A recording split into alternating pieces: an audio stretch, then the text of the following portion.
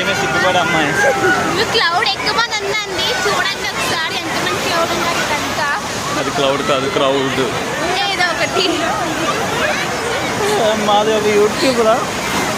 అనుకోని మా గ్యాంగ్ అందరూ వెనకాల వస్తున్నారు. ఈవిడ పేరు నక్కపిల్ల అన్నమాట, సన్నగా ఉంటది. నక్కపిల్ల అంట.